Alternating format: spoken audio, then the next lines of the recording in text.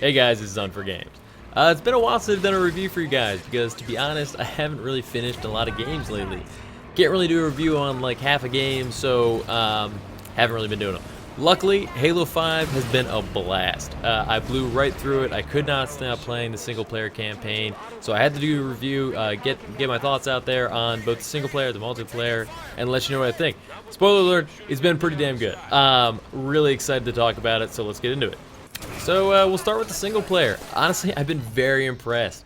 Overall, it's been a really fun playthrough, which I did do alone, and I walked away with a far better impression than I did after playing Halo 4, which is the other original entry done by 343 instead of Bungie. Beautiful graphics, always at a 60 frames per second frame rate. They actually did that using some fancy tricks technically that I won't get into, but very impressive. It always looks amazing.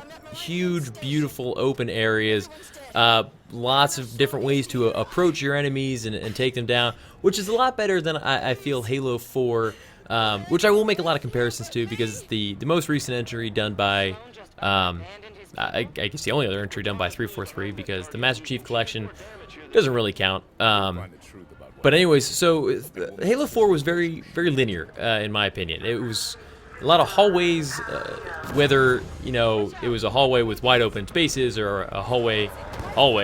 Never really felt like there were a lot of different ways to approach enemies. I walked away feeling very, very disappointed with the overall single player experience. Not the case with Halo 5. Huge open areas, tons of verticality. You can actually climb up things. I'll briefly, just for 2 seconds, touch on the concerns about the changes to the controls while I'm talking about it. You can aim down sights now. You can climb on things. There's a little bit of a jetpack boost. It's not very strong, but it can affect, you know, your movement laterally in the air, not so much vertically. What was the other big change? The jumping, the aim down the sights. Sprinting. It was sprinting.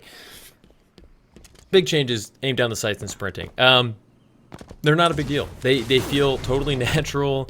In the Halo universe, it doesn't feel weird to sprint at all, and aiming down the sights honestly has probably done me more harm than good when I try to use it. It does give you some great enhanced accuracy by kind of zooming in the whole screen on what you're looking at, and there's some really cool different animations for each weapon that you use in that zoom down the sights mode.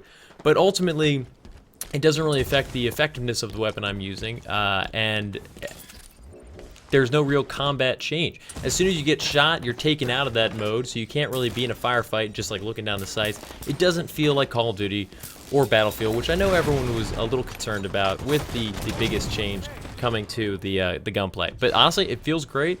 It doesn't feel unnatural at all in a Halo game, and I have nothing but positive things to say about it. And the sprinting, honestly, yeah, it's 2015. I should be able to sprint my character in a video game. Especially an action-oriented first-person shooter like Halo. I don't think it feels unusual at all. So the game is set up great for co-op. You're always playing on either Blue Team or Team Osiris with 3 other Spartans with you at all times, regardless of whether or not you're playing single-player or multiplayer. I can't speak to how fun it is with actual people because all of my friends, unfortunately, are rooted pretty hard into the PS4, and they do not own Xboxes, also like I do. So, unfortunately, I only have the AI teammates to look to, and they can do kind of some dumb stuff, and I don't think they're really shooting quite as hard as they could. But I feel like it's set up great. I love to see 4-player co-op. Obviously, I have more than one friend. It used to be a pain when you go over to a friend's house and you want to play co-op Halo, and you're like, well, there's like 3 of us. I don't know what we're gonna do. Really awesome that that this is becoming more commonplace in games. Unfortunately, at the same time, split screen is now gone. Pretty much everybody's aware of this. We've known for months. That split screen technically was not going to make it into Halo 5. I'm upset. I love split screen. I have tons of friends I'd love to have over and play because they don't have Xboxes themselves. I understand it's a technical limitation to try to do a lot of impressive things on the Xbox One hardware, and they achieved that. So I understand that sometimes that's a miss. It's too bad. I love split screen, but oh well. My biggest complaint about the co-op single-player kind of combo system is that you can go down. Like Master Chief can fall over, can die, and sort of just wait to be revived like in other co-op or cooperative experiences. But that lingers in the single-player experience. and then one of your teammates will come over and try to get you up. But while that's happening, you can like press X to request help, and Master Chief is just sitting there whining like a little bitch that he's like, oh, my shields are down, somebody help me. And I'm like, okay, I get it, but this is the Master Chief. I don't want to hear him whining. So, story's fairly good. Great cutscenes that are really beautiful and fun to watch. Help promote it along, and it might not be what everybody expected based on the promotional marketing for Halo 5, but it was still a really fun time. It did leave on a bit of a cliffhanger, but I mean, a lot of games do that these days, and it's a bummer. But overall, I just can't get too upset. I don't remember looking back and really enjoying Halo 3's story. Actually, Halo 1 had the simplest story. There wasn't really all that much that happened, but it was still great because, I mean, what year was that? It was just like, holy shit, Halo. Halo 2 went totally off the rails. Does anyone, the Hive Mind from, what is that? Halo 3, I don't really remember that much. I kind of remember it being like, ugh. Halo 4, I downright disliked. So honestly, coming away from this being like, I'm, fairly satisfied is totally good enough for me. Now, I can say all that because of how fun the single player was to actually play, and because there's the multiplayer. Now, Halo has always had some amazing multiplayer. It was some of the most fun. Halo 1 was the most fun I've ever had in a room with 3 other people. Like, that was hilariously awesome combat. And all that seems to be the case here again. You've got some great game modes like Slayer, Team Slayer, Capture the Flag. I've had a blast playing all of these.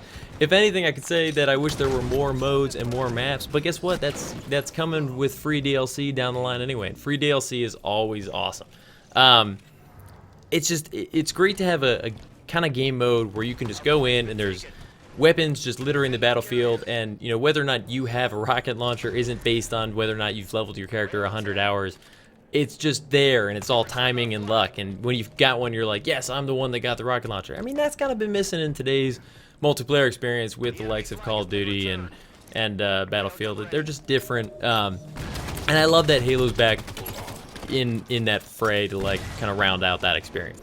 Plus, the new mode, War Zones, is fun. It's chaotic. It's huge. It's been awesome. I almost always suck at it, but it's a blast. The REQ, I think that's pronounced rec. I don't know.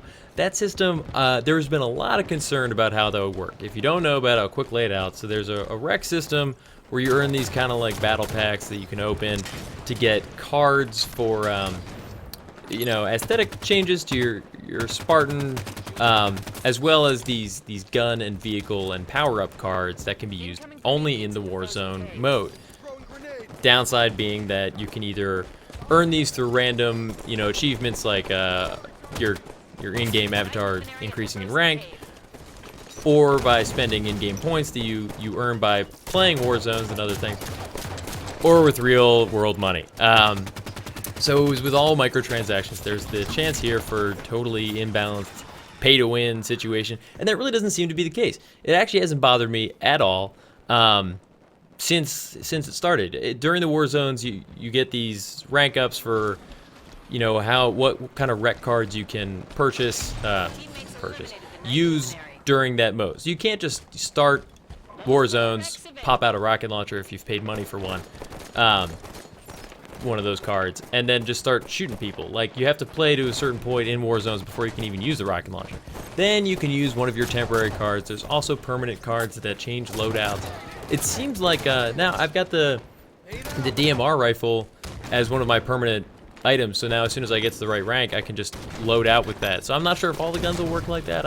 I believe most of them do.